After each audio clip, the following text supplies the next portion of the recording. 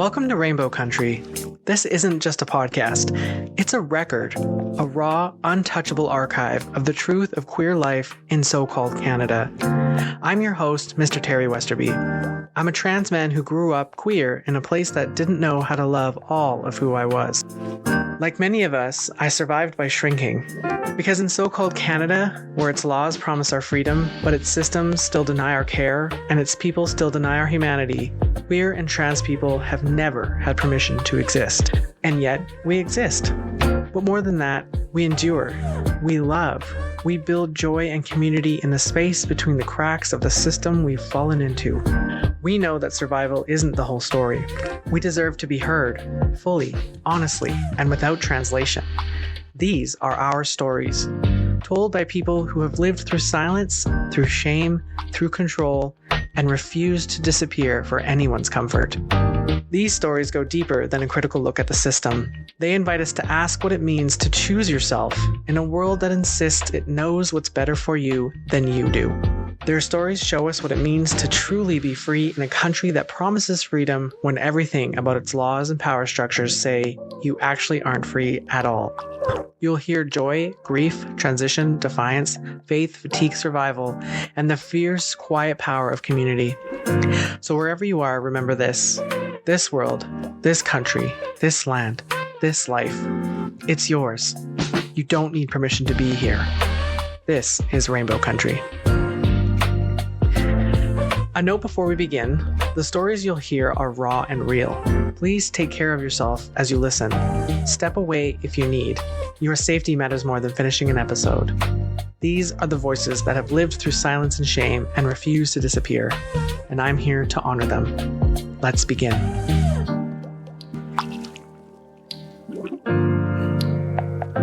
Today's story belongs to someone we'll call T.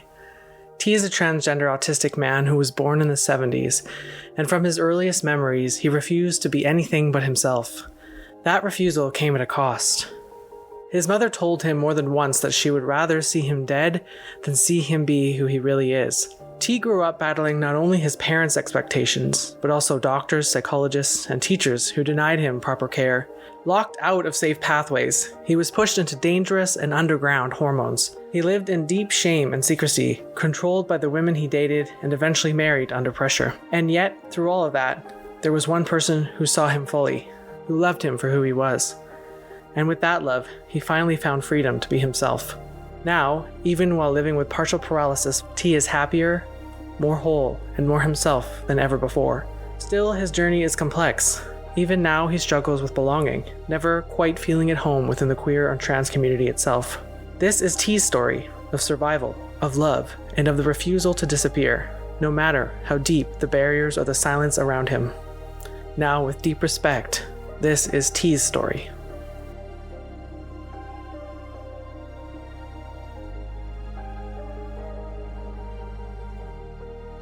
The very first minute of this interview, I had the wrong microphone connected. So I'm going to replay myself what was said until it connects back up to the right microphone because it's very hard to hear. I grew up just playing with the boys. I threw a fit whenever my mom tried to put me in, so to speak, girl stuff. It was more than a temper tantrum. It was epic. She'd put me in a dress and I'd take it off. If she managed to get me in the car, by the time I'd arrive, I'd be naked. Like, it just was not happening. So my dad just gave up and said, just let him wear whatever he wants to wear. I had long hair and I kept cutting it. I cut it myself. I put gum in my hair and made her cut it. I kept doing it constantly. And then one day she said, I'm not going to cut your hair anymore. So I shaved my head. I was 5. One day I found my dad's razor. I said, yeah, to keep my hair shorter, I'm going to keep shaving my head. I won. So my hair was short from then on. I refused to grow it. Once she tried to grow my hair again, so once it got past my ears, I just shaved my head. And you just, was it just something like you knew you wanted it, you just hated the long hair, you wanted short hair, or was it consciously like, I'm a boy and that's why I want short hair? Well, I didn't really look at that concept because I was a kid, right? I just knew that I liked cars and trucks. I didn't like hanging out with girls because they were yucky. I didn't like being with girls. I didn't enjoy their ponies. I had my sisters. I didn't like my sister. I didn't like playing with Barbie and stuff like that, but I did like lighting hers on fire. I took her Barbie camper thing, and me and my brother lit it on fire when we were playing G.I. Joes. She didn't like it. We got grounded for it, but it was totally worth it. And I knew, like, I like to dissect insects and light them on fire with a magnifying glass. Just who I was, right? I like to play football and basketball and run, and I was faster than all the boys. So the boys just saw me as one of the guys. And then when I went to school, they wouldn't let me play with the boys, and I had to play with the girls. I'm like, I'm not playing with the stupid girls. So I would sit there by myself, and of course I got labeled as antisocial. And then when teachers weren't looking, I'd go play football with the boys. And they'd get mad at me. The boys or the teachers? Teachers, the boys didn't care. Right? They liked the challenge of having me there because I was better than them for the most part. There was this one boy, Brian, we used to always compete. We were figuring out who was number one. We used to kick his ass all the time in foot races. And he'd get mad because I was faster than him. And I was a better quarterback than he was. But we would compete head to head all the time since forever. And he liked it. But he didn't like when I got sat out because he was way better than all the other boys, so he didn't have a challenge. So we would sneak off together and race all the time. Right? That's all I did. And I had this one teacher, Mr. V, who treated me just the way I wanted to be treated. He was like, let me play football, let me play basketball with the boys, because I kicked their butt. And when I got in trouble for doing something. Oh yeah, I lit the science lab on fire. And teacher said, don't mix these chemicals together or they start a fire. And don't tell me not to do things because I'm going to do it anyways. I'm like, well, why do they create fire? She's like, it doesn't even matter. You just don't do it. So I wanted to see how big the fire was. So I mixed the chemicals together and it makes a really big fire. So Mr. V, who was my homeroom teacher, said, I'm like, oh yeah, I gotta go to the principal's office. He's like, oh, you're not going to the principal's office. So he picked me up and hung me in the back of the classroom on the coat hanger. And he says, that's what I do with the boys who get into trouble. Well, he was a good guy. He was my coach. Right? And then he made me, we were playing football. It was a football season too. And he goes, oh, your punishment's not done. You have to play backup quarterback tonight. I'm like, what? So Brian got to be starter quarterback. I was pissed. Brian was happy. I was pissed. I had to sit on the bench. I never sit on the bench. And then after the game, he's like, so what did we learn? I'm like, not get caught. He's like, no, seriously, dude. I'm like, not get caught, seriously. He's like, do you need to run stairs? I'm like, no, I don't need to run stairs. He's like, I think you need to run stairs. I'm like, seriously? He's like, you got your uniform on. Run some stairs for me. I'm like, oh, crap. So, fully packed in uniform, I had to run stairs. The boys just saw me as one of the guys, and the girls just thought I was whatever. They didn't really think I was a girl. They didn't think I was a boy. They just kind of ignored me and be like, it's just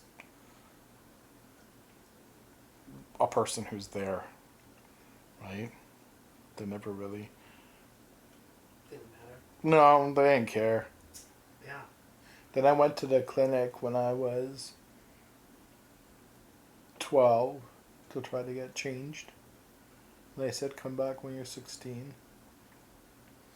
And then I had moved to BC, and BC said, come back. Come back when you're 19 for steroids, or for hormones. And then when I was 19, they said, come back when you're 21. And so when I was 12, then I was like, this is not going to work. And then girl things started to happen. I was like, I'm not having any of this. So we were playing basketball, and Brian started to use steroids because he was the one to kick my ass in the 100-meter race. I'm like, this is not fair. You're going to get an unfair advantage. He's like, well, why don't you try them? I'm like, that's a good idea. So I started to use steroids at 12, which gave me the advantage of testosterone and all kinds of stuff. They called it a gender clinic, but it was horrible. I'll get back to that in a second. And so I just started using steroids, and lots of them. Especially when I hit 16, I was like doing all kinds of crazy steroids, even stuff that was used for animals, and to be totally ripped. Like, I wanted to look like Flex Wheeler and Arnold Schwarzenegger and like have huge muscles. I was shooting for 25-inch arms. I got up to 22.5 inches in my heyday. Right? And I got down to 1% body fat and had totally ripped out abs, and yeah, it was huge. I didn't really develop much of a chest. Like, I didn't have chest surgery because my whole body was made of pure muscle. Oh yeah, right? Steroids from 12 would definitely alter. Yeah, so I totally altered my physique. I looked like a boy, right? Like, I totally jawline, everything. I was shaving, and because I was doing like 4 or 5 different types of steroids, including testosterone and from like 12, 13. Yeah. And where did you get them? But different people. They usually came over from Europe. Cost me a lot of money. And dare I ask where the money came from? Not legal stuff. I was doing a lot of bad stuff to get the money. I ended up making fake ID, right? Because I didn't want to have female ID. So I made fake ID, and I had that for years. And then finally, when I was able to go to the gender clinic, and they were horrible, absolutely horrible. Their psychologist was an idiot. I actually threatened to throw him out the window. And when I was in the waiting room, they used the female name to call me in. So I ignored them. They did this like 5 times, and I ignored them. I was with my dad. And then they finally used my name, and then I stood up. They're like, why didn't you come the first time? I'm like, well, because you're bloody idiots, and that's not who I am. There's supposed to be, and I just called them out in front of everybody. There's like 4 people, 5 people in the clinic. I'm like, you're supposed to be a gender clinic, and you're so stupid that you don't use people's names that there's given to you to use? Like, come on, quit being a moron. And so I'm like, you do that again, and I'm walking out this bloody door. They're like, well, you need us for surgery. I said, no, I don't. I'll figure a way out. And then so he looked at me and he's like, do you even need hormone replacement? I said, I'm using illegal steroids and have done since the age of 12 because you idiots wouldn't give me hormones. So, yeah, I like to have illegal hormones for the first time in my bloody life. Right? And then he tried to pull some psychological bullshit on me saying, oh, I'm not sure if you're actually ready for this and blah, blah, blah, blah, blah, blah, blah. And you need to come to meetings and you need to do this and you need to do that. I said, I'm not sitting in meetings with a bunch of whiny people who are flip-flopping all over the place. This is what I need, this is what I want, and this is how I'm going to get it. And you're going to help me get it. And he's like, well, what happens if I don't? I said, because, well, you're going to, or I'm going to toss your ass right out the bloody window. And I'm not sitting down doing a bunch of meeting with a bunch of whiny little bitches. End of story. And he's like, you wouldn't toss me out the window. I'm like, don't test me. He was like a scrawny 110-pound dude, and I was sitting cut, ripped at like 198 pounds. Like, my biceps were bigger than this bloody head. They were horrible back then. And I'm like, okay, fine, I'll make you a deal. I'll go to one of your stupid meetings. 1, and that is it. And if it's helpful, I'll go to more. If it's for the whiny little bitches, I'm done. Right? Absolutely friggin' done. So I went to the stupid trans meeting, and I walked in there, and they're all whiny, and they're all bitchy, and I told them all off. And first of all, when I walked in, they're like, what are you doing in here? This is for trans guys. I'm like, I know that. They're like, well, we don't have straight kids in here. I'm like, what do you mean you don't have straight people in here? I'm straight. I like girls. They're like, but you're not trans. I'm like, yes, I am. They're like, you can't be. You're like fucking huge. I'm like, and what's your problem with that? And they wouldn't believe me that I was trans. They're like, oh, I want to see your ID. I'm like, well, fuck you. And I'm going to break your neck if you ask me for my ID again. Right? And so I sat in a meeting with them, and then all of them ended up being gay. They're like, well, I liked girls, and then I started transitioning. Now I like boys. I'm like, what the fuck's going on? Does this mean I'm going to be gay now? I hope not, because I like boobies. And I said that to them, and they're like, oh my God, you're sexist. I'm like, how am me liking boobies sexist? Is it because I said the word boobies?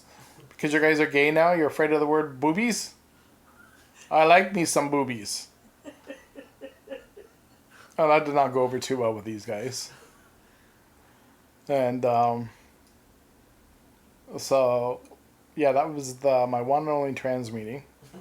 And one of them was whining because they just told their parents, I don't know, they were like 45 or 46. They were in their 40s or something.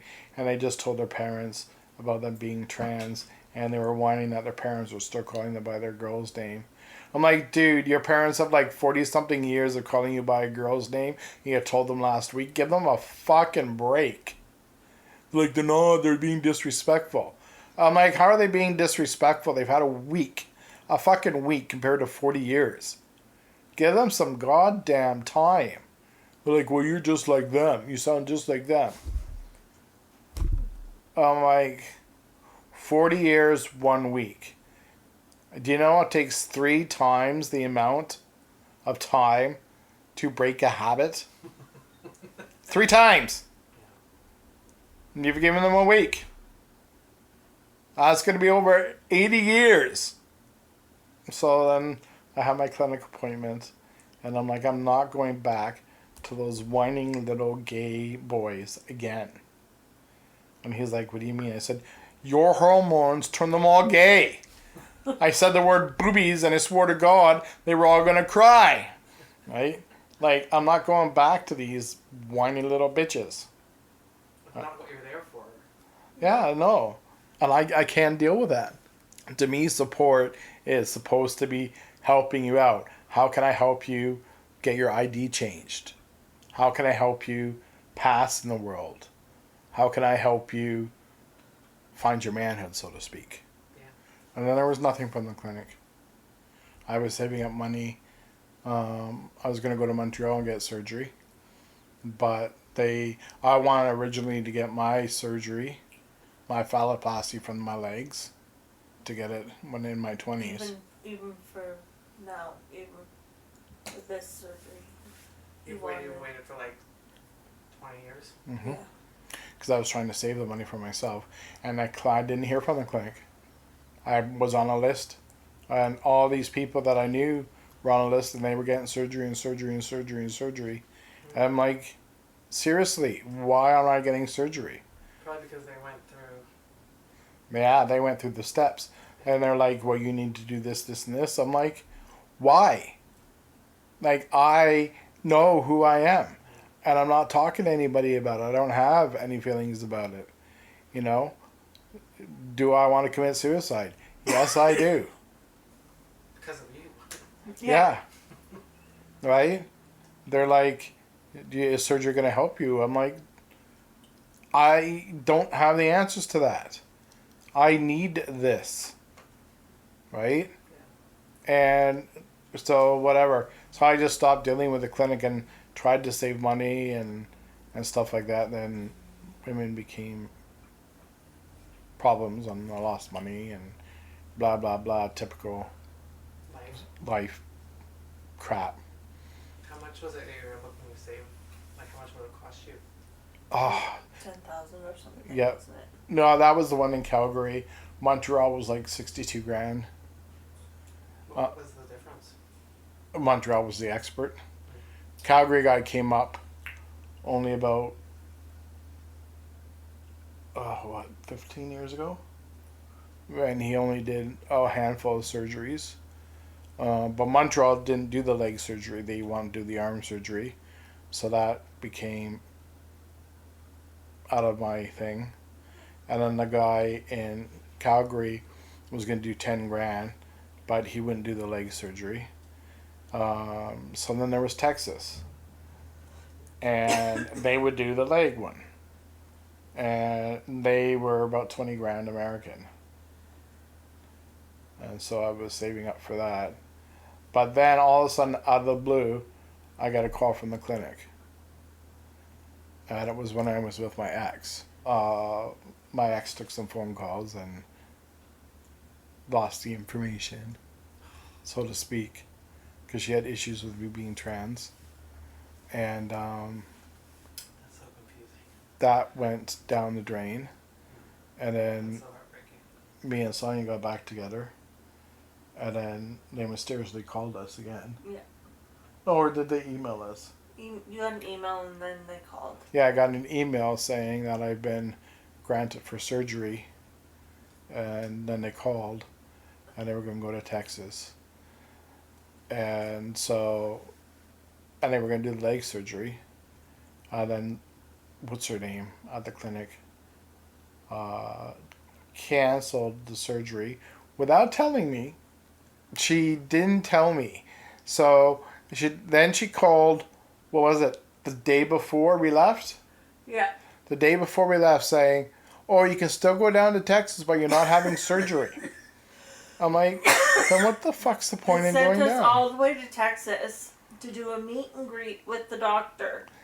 And when we got down there, they didn't even tell Texas I wasn't having surgery. We got there and they were expecting us to do surgery. And you're like, okay, let's And go. we're like, no, we're not here for surgery. You didn't have everything booked? They didn't have the payments or anything down there, but no one told the surgeons. Oh my god. And so we basically was a waste of time down there. Mistake. Yeah. And they were all prepared to do the leg surgery. And so then we flew back up here. And I was like, what the hell, Genoway? She's like, well, it's not appropriate to do the leg surgery. I'm like, what do you mean it's not appropriate? That's what I want. And they're willing to do it. Well, I don't think you should. Like, I don't give a crap about your opinion. That is what I want. I don't want that stupid scar on my arm. I'm probably going to get back into bodybuilding, and that is going to make me lose my show. Period. End of discussion. That little thing is going to take me down in a bodybuilding show. And what she called me, self-absorbed or something like that. I'm like, that's... Her body, you know, her And I'm like, what the hell? So I was pissed. But And then we met with Dr. K again. and I was like, Dr. K, what the hell's going on here? Because he's a straight shooter, right? I'm like, this is what she said. He's like, no. It's not healthy for you to do that surgery. I'm like, why? This is the reason why I need it. And he's like, I understand that. But this is what you have to consider. You have massive legs from bodybuilding. I'm like, yes, I know. Thank you very much. And he's like, your forearms are massive. Right? So if you were to do it from the leg, your penis would be the size of like, what do you say, 4 or 6? 6 cucumbers? 6 cucumbers. Thick. Like an elephant's penis. Like, it was ridiculous. of And I looked at him and said, there is no way that that's happening. And he goes, not only will you not be able to have sex, which is one thing that I know you want to do, but then you're going to have all other kinds of complications as well. You're not going to be able to stand up and pee. You're not going to be able to do this. You're not going to be able to do that. And I'm like, oh, well, why the fuck didn't you just say that? And he's like, as your friend, because he's also a friend of mine too, right? I can't in good conscience let you have it. He goes, if you want it, I'll support you. But you got to think of all, and he broke it down scientifically for me, and I have a scientific mind. I'm like, great, I understand that. He goes, with your forearms the size that they are, you're still going to have a thicker penis anyways. Right? And they like to take it from your non-dominant hand, which is my left arm. I'm like, you're not cracking my tattoos. He's like, okay, on your right arm, you're going to have some issues with your hand. You're going to have restricted range of motion and all that stuff. I'm like, that's fine. I'm prepared for that. I don't mind. I'll take those risk factors. I'll just rehab it. Which I did. I did have restricted range of motion and stuff like that. But I rehabbed the crap out of it. I'm still rehabbing it. Right? Now I have other issues from my accident, but that's not related to that. Before that accident happened, I ended up pretty much full strength. I have a few little fingers that were restricted, but I still go for arm therapy because all the muscles and stuff adhere to the tendons, right? No different than you'd have on your non-dominant hand. And that's why they want it on your non-dominant hand so it doesn't affect your writing and stuff like that. But with the right rehab, you can get it back, right? So I did get everything back perfectly fine. Now I'm just left with that stupid scar. But that's why I wear those sleeves, to cover it up. And you're going to get a tattoo? Eventually I'll get a tattoo there, right? Yeah. I just haven't decided what. But I like the sleeves. They're kind of fashionable too. Yeah. It's my own little market thing, right? So I've grown to like the sleeves. So I'm learning to live with that, right? But did the surgery change my life for the better? Not really. Can I stand up pee? Yes. Well, not really now because of the wheelchair. But before that, could I stand up and pee? Yeah. Right? Do I have a penis? Yes. Does that make me happy? Yes. We're getting our last surgery so we can have sex. And then he's going to put the silicone implant in for my balls, which is great. So then I'll be fully functional, which makes him happy, yes. But the scar and everything else still reminds me that I'm trans. Every day I still know that I wasn't born the way I was supposed to be born. So my mind is still fucked up. Do I still think about suicide every day? Yep. Would I do anything about it? No. Because I got a wife that loves me 100% and I love her. And I would never do anything to harm her. But if she wasn't around, it'd be a totally different story. But it doesn't change. It didn't help my dysphoria at all. I still have it. So you feel like a lot of your pain comes from the way you were treated and not from necessarily from the fact that you, like, part of it is you weren't born the way you feel aligned with yourself, and then you had all these barriers preventing that from being fixed. Yeah, no, I go over barriers. No, I don't think about the barriers. I don't. Am I upset that it took so long? Am I pissed off about it? Yeah. Can I do anything about it? No. Can I? If it happened earlier, would it change my life? Maybe. But I've always lived the way I lived, so probably not. Right? I probably still would have done steroids to get my size. To be honest with you. Yeah. It's the way bodybuilding life is. Because, like, I was obsessed with bodybuilding. Yeah, it was. Like, obsessed. Doing competitions? I did do competitions, yep. Did you win any? I took second in a couple competitions. I took fourth a few times. Yep. I think I took first ones. And I boxed really seriously. And I won a lot of boxing matches. When I got my ID changed, there was a loophole in the Ontario birth certificate. When I filled out my name changed form for my birth certificate, you could check male or female on it. So I checked male. And they issued it to me. Did that help you get ID? Like legal ID? Yep. So on my birth certificate, because you like you would have done, when you got your name changed on your birth certificate. So then I applied for my driver's license with my new birth certificate that said male. Now when I got older, probably around about 17 or 18, I tried the whole gay path, like being lesbian. lesbian? And that lasted like not even 2 years. I was like, this is not right. Like, I was like, this does not work at all. I'm like, this is weird. I'm not a lesbian. This is very, very weird. This is very uncomfortable. I don't understand it. No, I couldn't relate to them. I couldn't relate to the whole lesbian theme.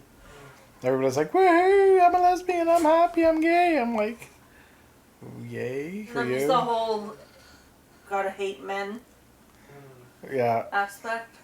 I was like, what's wrong? They're like, to talk with their penis. I'm like, yeah, talk with my penis. Yeah, I do. And then me, one of the bouncers had, because I used to work at Celebrities as a bouncer, me and one of the other bouncers had this competition of how many people we could sleep in with a week. I always kicked his ass. And he was a slut. He was. I was a bigger slut. You were. And it's just, and they used to treat me like one of the boys. And same thing with the staff, right? Like all the bar staff. Like the gay men would just treat me as one of the boys. All right? They'd always come up with their arm around me. They're like, you straight guys. Right? They never even treated me like a lesbian. No. And then we had one straight doorman. Well, two include me. The other ones were gay. And the other straight doorman would come up to me and goes, don't you love being the only two straight guys in a gay bar? I'm like, yeah. He goes, but the only problem is we don't get any of the chicks. I'm like, no. You don't get any of the chicks. Oh, I get the chicks. He's like, yeah, how do you do that? I'm like, I'm special there, buddy. But he was married anyways, right? So, like when I was younger and in that lesbian stage, and working in the gay bar, it was easy for me to pick up chicks. But then I never had relationships with them. It was just purely sex. It was sex and sex only. You don't touch me, I touch you. Anybody Period. who got even remotely in a relationship, mine was cut out of the picture. And we got into a relationship, and then I got scared and ran off. Yeah, I told him I loved him, and he went. Bye-bye. Yeah, I can see why. But I was afraid, and it took her time, and told her I'd be here when she was ready. And I was. I waited. I poked her, I waited. That's not true. You married somebody else. I did, but you were also dating somebody else. You didn't feel comfortable getting in relationships with anyone that you didn't want to expose. The chicks you were hooking up with, they thought they were hooking up with like a dude, or were they thinking a lesbian, or? Well, they didn't. No, they said sex was great, but you're not a girl. And I didn't give them girl energy. A lot of them hated boys, but they're like, you're not giving me that negative. I want to smash your head. Yeah. So they were just as confused as I was. And they would come back, too. So then I was like, okay, let's date straight girls. I dated 3 of them. All 3 were absolutely cuckoo for Cocoa Puffs. First one was, he's like, you're a girl, but you're not a girl. You're a boy, but you're not a boy. I don't know what this is. I enjoy the sex. It scares the piss out of me. I want to marry you, but I'm not going to. I'm like, that's good, because I'm not looking for marriage there, chickie poo. And then she posted all over her MySpace and outed me. Oh. And I was like, what the fuck are you doing? And she's like, well, I'm proud, and you should be out. I'm like, no. Me go in closet, close the door, and put several locks on it, so fuck you. And she's like, I'm a lesbian. I'm like, well, who are you dating? You? I'm like, bye-bye. Now, the second one, from now on I was dating baby girl, but not dating her. Because we talked all the time and met up for coffees and walks and stuff. This was including when I was married. That's why we kept our physical contact to a limit. Because we would tear each other's clothes off if we didn't, right, baby girl? That's true. And we kept it very public. And never in her apartment, because if we were in her apartment, within 30 seconds we'd be having sex. Yeah. So we were very self-controlled. Yeah. Right? Because she knew I didn't believe on cheating. Right, baby girl? Mm-hmm. That's how much respect I had for her. And so the next one was all over the fucking place. Right? What do you mean you're a girl? I'm not a girl. Well, what do you mean? What is this trans shit? So I had to sit her down and explain it to her. That's just fucking weird. And then she walked out of the room and then she's like, oh no, I can date you. No, I can't. Yes, I can. No, I can't. Yes, I can. No, I can't. Yes, I can. No, I can. This went on for about 2 weeks, right? Mm-hmm. Oh, yes, I can. And then like 3 days later, no, I can't. Yes, I can.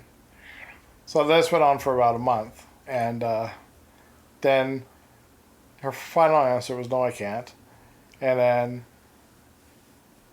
went on my Facebook and started telling all my friends that I was trans. So I lost a bunch of friends. But then I quickly reconned and got her off my Facebook. But before that, she ended up contacting my sister and my mom. And then I got a letter from my mom. And that's when she wished I was dead. Several times in that letter, right, baby girl? Mm-hmm. And that I have no right dating women. And I should join a convent. Or kill myself. Because the world would be better off if I was dead. But don't worry, she loves me because she has to. And then comes the ex. So I told her on our first date about things, just to get over it out there, right? Yeah, that's cool. I did a paper on trans. I understand that. I'm like, oh God. You're one of those. So the first little while, things were good. Normal. Perfectly normal. I was like, oh, this is good. Yeah, wrong.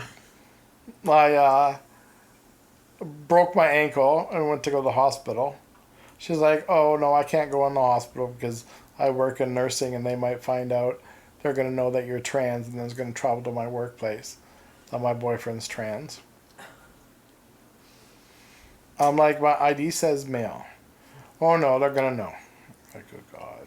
So she said, she dropped me off at the door. And then I had to haul my way inside the hospital. And she went home. And then I had to call her to come pick me up. Then it got worse from there. And then every time I turned around, she's like, I know you want to keep this a secret, but I will out you if you do this. If you leave me, I will out you. So everything I did, everything. A threat. Threat. You name it, was a threat. Right? You had to come to my mom's party. If not, I'm going to out you. You had to come with my friends or I'm going to out you. So this went on. There's 2 things that you do not do. And all my friends know this. Absolutely everybody knows it. You do not celebrate my birthday. You don't do it. And you do not ever do a surprise party for me. Ever. Don't do it because I will break you in half. Yeah. He hates surprise, but he hates. I don't like surprises. I have no control over them. It makes me angry. Right? And I told my ex this, like pretty much on like the 3rd day. Part of his autism. It's just. And so, what did she do? Throw me a birthday party? That was a surprise party. And then got mad when I got angry about it. I almost left her then. I packed up my shit. She's like, you leave, I'm going to out you. And then my friend talked me into staying. Said, she just loved you, that's why she does it. I'm like, what are my two things? He goes, oh, don't throw your birthday party or a surprise party. I'm like, dude, how long? Most of his friends didn't even go to the birthday party because they knew he wouldn't like it. It was all her friends there because... Yeah, and then she's like, your friends are all jerks. They didn't come to your party.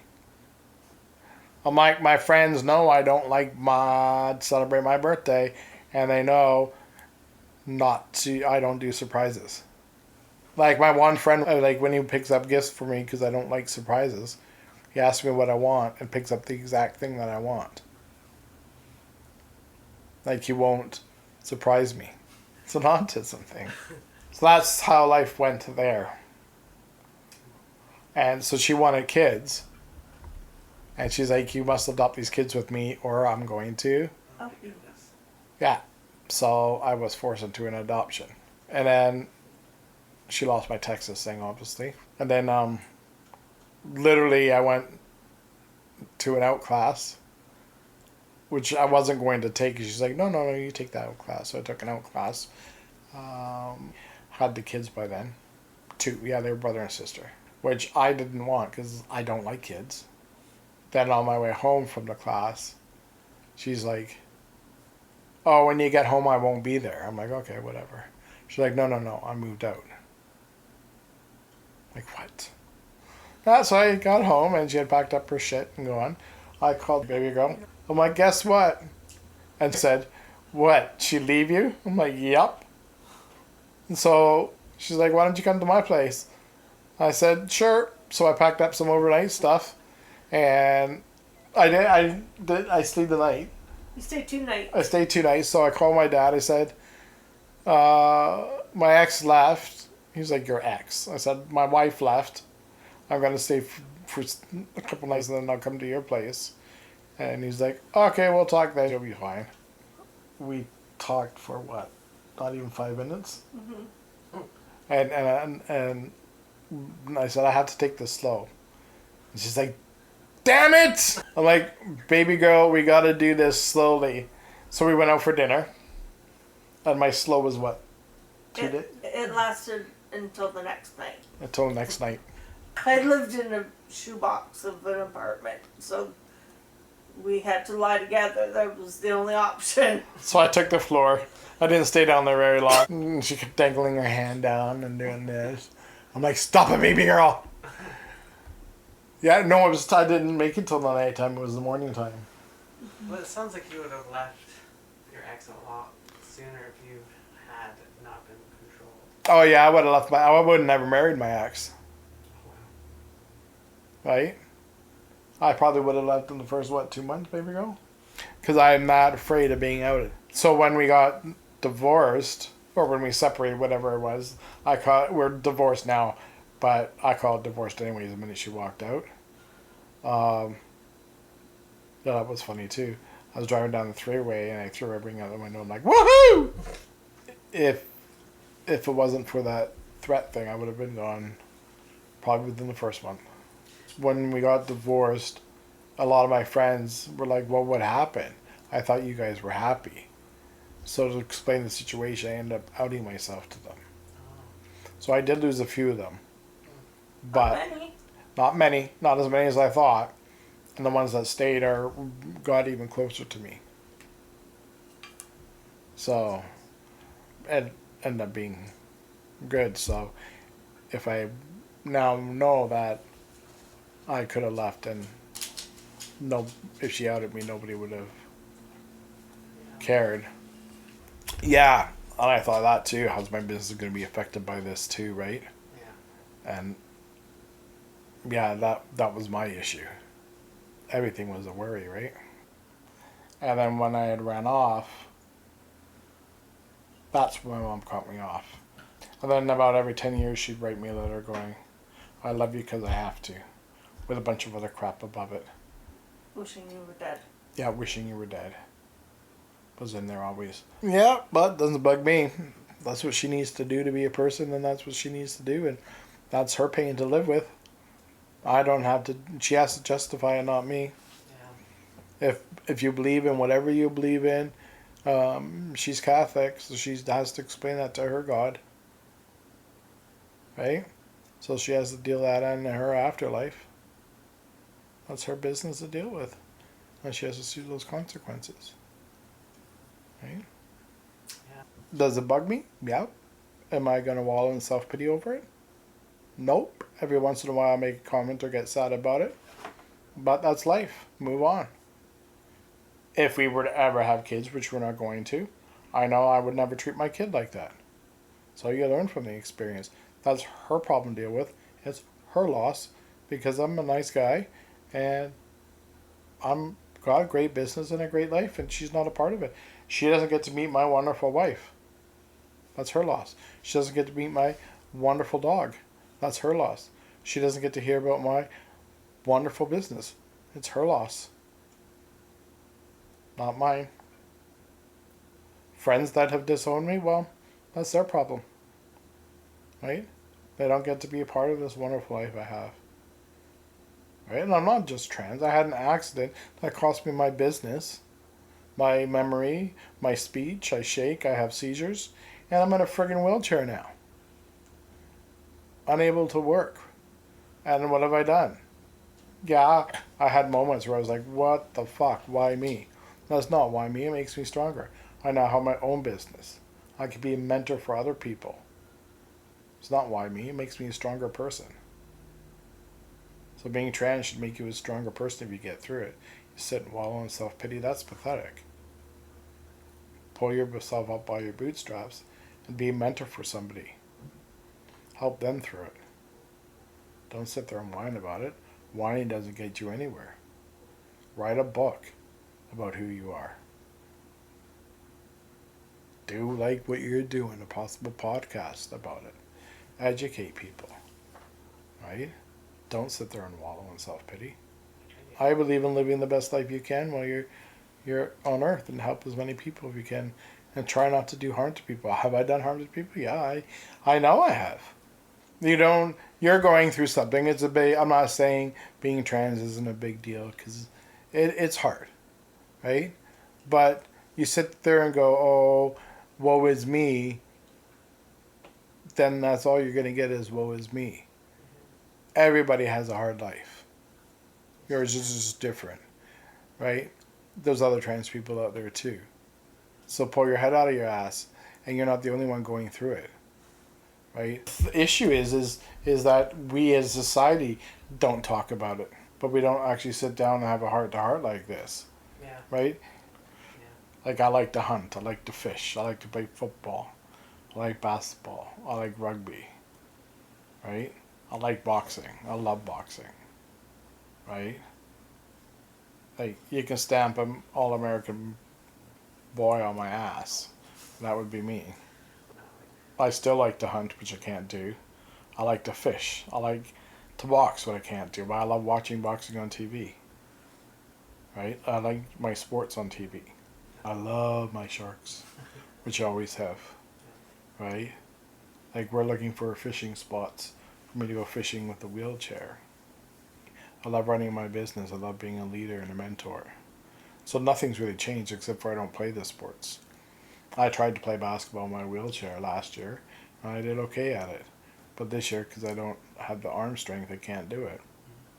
She won't let me play football. It's called murder ball. I want to play it. I want to go smashy. That even our basketball, we ram into each other. Our sports are more violent. Like basketball, when you have able-bodied people, you don't smash into each other. In our basketball, we purposely smash into you with our chairs. That was my favorite part last year. I know it was. I was like, woohoo, smash! Even coach was laughing at me. He goes, you like to smash the chairs. I'm like, yeah. See, I don't think it's so much as what I like being a man. It's what I like about being myself. Right? Like, what I like being about a man is the body parts. Like, the female plumbing on me, I don't like. Do I like female plumbing? Obviously, I do. So that's what I like about being a man. Right? But to me, it's not about being a man. It's about you as a person. What do I like about me as a person who happens to be male? Well, I care about my wife and I love her very much, and her happiness is the most important to me. I love the fact that I like to mentor people and be a leader. It has nothing to do with me being a man. That is me as a person. Thank you for listening to the story. They aren't really meant to wrap up neatly, because queer life doesn't always come with closure. But it does come with truth, with courage, and with the refusal to be erased. If what you heard today stayed with you, let it move you. Let it change how you see this place we call Canada, not as it claims to be, but as it is. Whether you're out, in, visible, healing, hurting, or just holding on, you belong. You're not broken, and you do not need permission to take up space. We'll be back soon with more voices from the cracks, where queerness lives, breathes, and builds something new. Until then, remember who you are. Remember that you're not going anywhere. This is Rainbow Country. And to those who shared their stories, thank you. You trusted us with your truth, and we carry it carefully.